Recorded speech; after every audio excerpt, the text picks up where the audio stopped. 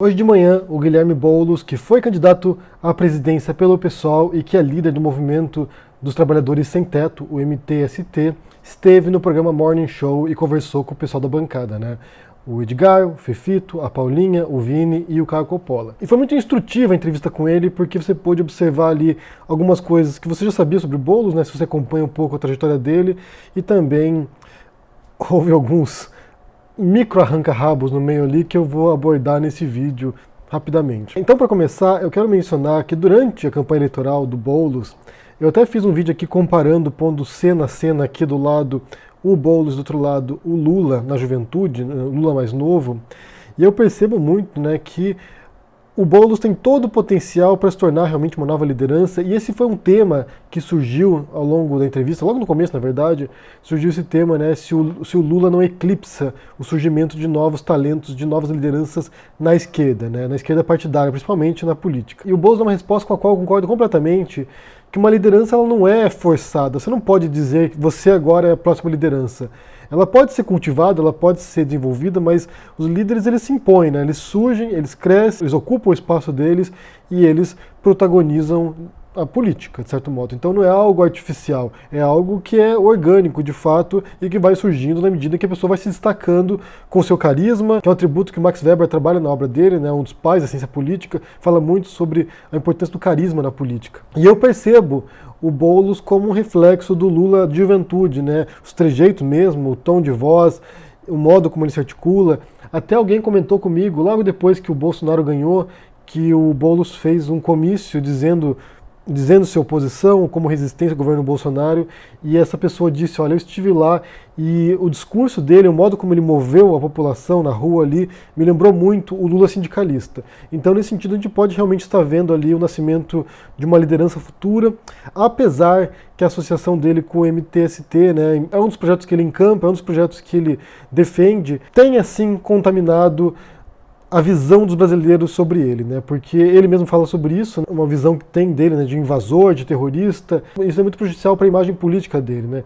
Porque você tem realmente essa percepção na cabeça dos brasileiros, não apenas dos brasileiros, mas o brasileiro tem muito isso, de se alguém invadir um prédio que jamais vai ser utilizado para nenhum outro fim, que nunca mais vai ser habitado, que está abandonado lá, se alguém invadir esse prédio, alguém que mora na rua, invadir esse prédio, que ele é um criminoso. Ou se alguém invadir um terreno improdutivo, que jamais será usado para plantar nada, e a pessoa invadir lá para plantar um terreno inútil, na verdade, né? Um terreno inútil. Você tem milhares e milhares de hectares no Brasil que são improdutivos, que não tem nenhum fazendeiro, nenhum agricultor cultivando, e você tem pessoas que não têm essa oportunidade, ou pessoas que não têm onde morar, e como ele diz ali, você tem uma tremenda população brasileira vivendo nas ruas hoje, sem teto, sem moradia. Então você tem alguém que trabalha numa causa que é nobre, de dar teto para as pessoas, de dar moradia para as pessoas, e isso, por outro lado, na cabeça do brasileiro que agora está realmente distorcendo os conceitos e as noções sociais, isso soa como um crime, isso soa como uma violência. E o que ele fala ali, que eu acho que é o essencial, né, na mensagem que ele passa, e na verdade é uma mensagem progressista como um todo, né, que é a da empatia, de você passar a olhar o outro, passar a olhar a pessoa que está na rua, na porta da sua casa ali, dormindo no frio, enrolado em papelão, e o brasileiro já não enxerga mais isso. Eu acho que uma realidade tão dura no Brasil, com uma desigualdade tão brutal, e você está tão acostumado a ver essas cenas cotidianas de gente catando papel na rua, de crianças, sabe, roubando, furtando na rua, ou de moradores de rua mesmo, então você vê esse tipo de cenas tão frequentemente que já não te sensibiliza mais. Então é preciso reaprender a enxergar o outro, a reaprender a ver essas cenas que se tornaram tão banais no Brasil. Eu já mencionei em outro vídeo aqui uma cena de um reality show aqui na Espanha, que chamava Perdidos na Cidade, que eles pegaram uma tribo africana e uma tribo indígena sul-americana também, e trouxeram para cidades espanholas, para visitarem famílias espanholas, e numa dessas cenas você tem uma africana, uma mulher africana que está andando pelas ruas de Madrid, se não me engano, ou Sevilha, acho que é Sevilha, está andando pelas ruas de Sevilha, e ela vê uma moradora de rua e ela não entende a cena, porque na tribo dela, na tribo africana dela, isso não existe. Como é um grupo pequeno, todos cuidam de todos, e ela não entende como é que nós abandonamos as pessoas. Você encontra a cena e põe aqui um trechinho para vocês verem.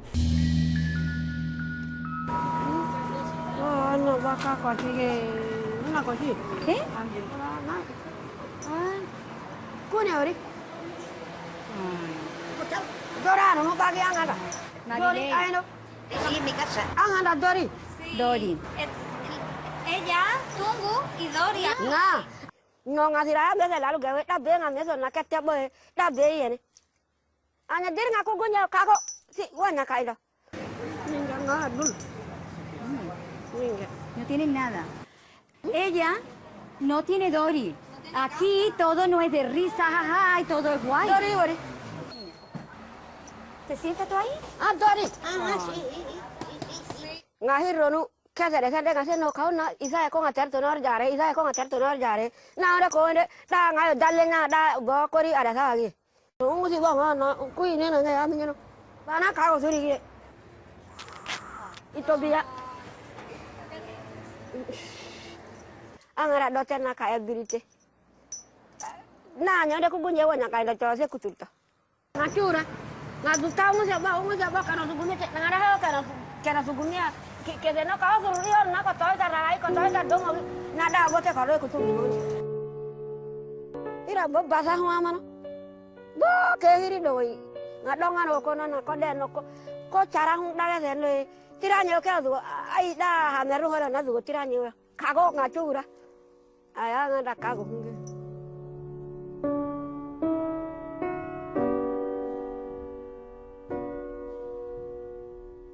E ela se oferece para levar essa moradora de rua de volta para a África, de volta para a tribo dela, porque lá eles vão cuidar dela.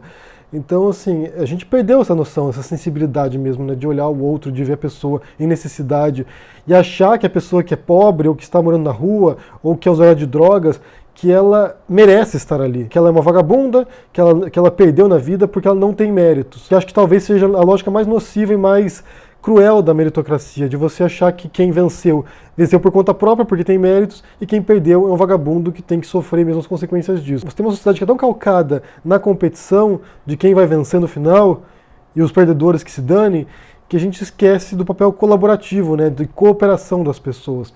Tem um documentário bem bom que me recomendaram há algum tempo atrás, que se chama Happy, fala sobre como a gente pode mudar a nossa percepção para tentar encontrar felicidade, né? Que é uma meta de todos nós e parece sempre inalcançável, né? Sempre buscando e nunca alcança. Eles falam justamente sobre isso, né? Como sociedades colaborativas, cooperativas, elas são muito mais felizes como um todo, né? A sociedade como um todo, do que sociedades competitivas.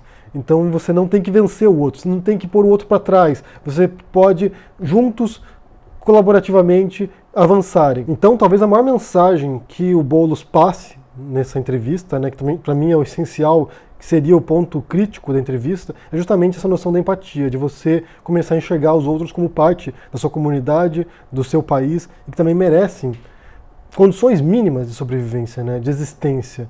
Então, talvez essa seja a mensagem essencial, na verdade, da esquerda e do progressismo, de você dar essas condições mínimas para as pessoas, né, fornecer esse tipo de substrato para que você possa ter dignidade na vida e não apenas viver pela lógica de derrotar os outros. Uns ganham, outros perdem, tá tudo bem assim. Tá tudo bem se você sai de casa e tem uma criança lá maltrapilha, cheirando cola, usando crack. Então isso realmente é lastimável. E de fato é incrível que você encontre pessoas ainda que lutam por essas causas no Brasil quando você tem uma política tão voltada para si próprio, né? Para bens materiais. Esse foi o primeiro bloco da entrevista e foi bastante ameno, foi bastante amistoso. E depois, no segundo bloco, no finalzinho, acho que no finalzinho do primeiro bloco, começa um micro arranca-rabo ali entre o Coppola e o Boulos. E o Coppola propõe um cenário imaginário, que na verdade é a Venezuela, a gente sabe logo de cara, porque ele já fez algo parecido com o Glenn Greenwald. Parece que ele não consegue ver uma pessoa, alguém de esquerda ou alguém progressista, e não pôr no meio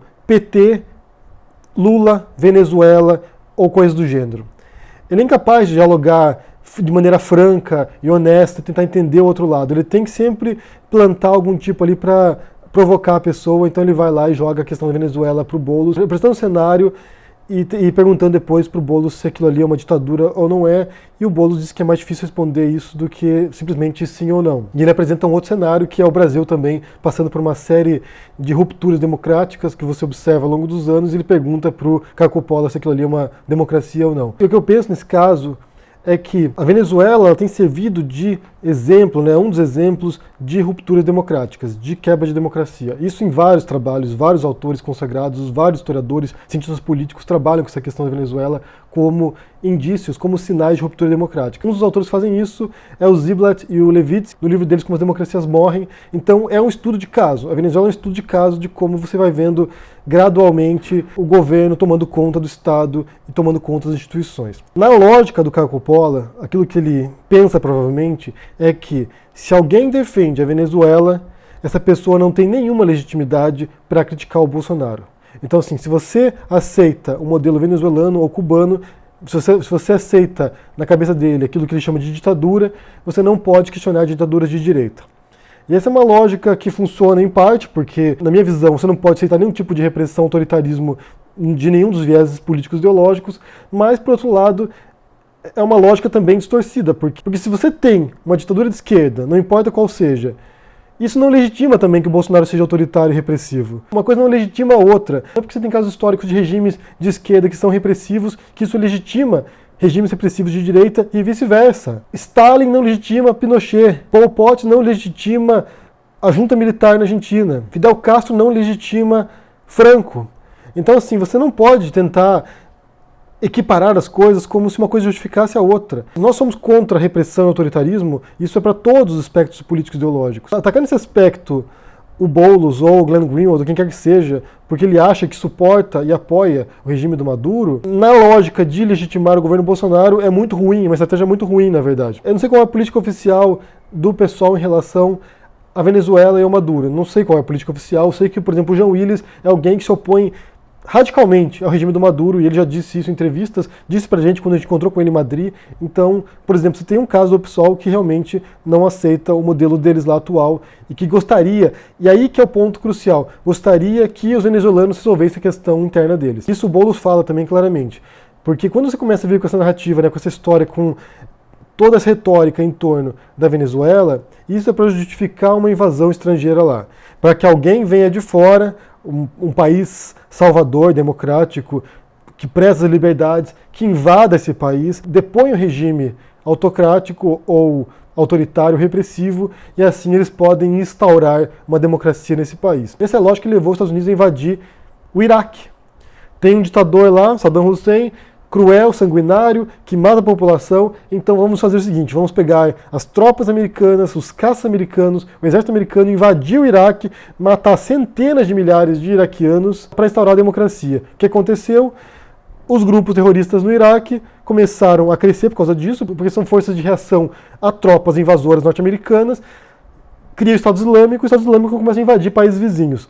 Então, assim, a mentalidade deles é que se você tiver um país com boas intenções, que ele vai libertar os venezuelanos, sendo que na verdade o que vai acontecer é um monte de mortes, massacre tremendo, e possivelmente o que vai entrar no lugar depois é um governo igualmente repressivo, só que alinhado aos interesses do país que invadiu. É claro que a situação na Venezuela desestabiliza completamente o subcontinente como um todo. É um problema para o Brasil também, porque você tem levas e levas migratórias de venezuelanos fugindo da Venezuela, mas por outro lado, e aqui tem toda a razão, essa é uma questão para organismos internacionais contribuírem para a redução da tensão lá.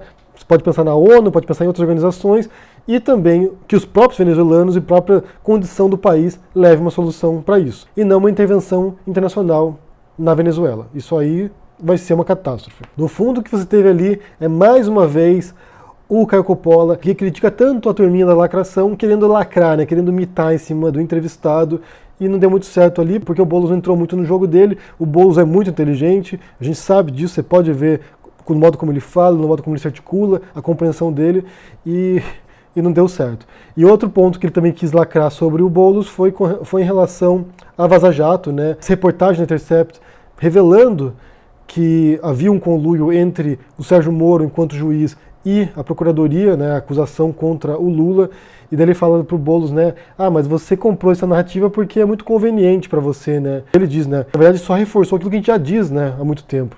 E de fato, o que você observa na Vaza Jato é que reforça mesmo a narrativa que já havia antes do PT e de partidos alinhados ao Lula e à esquerda. Então reforça de fato uma ideia de que houve um golpe, reforça a ideia de que houve realmente por trás por baixo dos panos, um conluio para tirar o Lula da jogada. E também vale conferir o trecho no qual o Boulos fala sobre o ministro Weintraub, porque ele vai lá e contesta as mentiras do Weintraub, no ministro da Educação, quando fala sobre Paulo Freire, que realmente ele não entende nada de educação, ele não deveria estar no Ministério da Educação, não é uma pessoa preparada para isso, não é uma pessoa técnica, não é uma pessoa competente, não é uma pessoa, me parece, mentalmente muito estável também, porque é a turma do Bolsonaro, gente. A gente está trabalhando com pessoas aqui que não batem bem das bolas e que vivem numa realidade paralela mesmo, num mundo paralelo, no qual eles só acreditam naquilo que confirma aquilo que eles já querem acreditar. Mas eu quero saber se vocês assistiram a entrevista do Boulos no Morning Show, o que vocês acharam da participação dele lá, se ele conseguiu expressar bem as ideias dele, o que vocês pensam sobre isso, e também sobre a tentativa do Caio Coppola de imitar sobre o Boulos, que pra mim não funcionou muito bem, mas eu imagino, né, como eu disse que as pessoas vivem em mundos paralelos, eu imagino que quem é Caio Coppolista deve ter delirado com isso, e deve estar enchendo os comentários do Morning Show agora, elogiando o Caio Coppola, como ele destruiu o Boulos lá.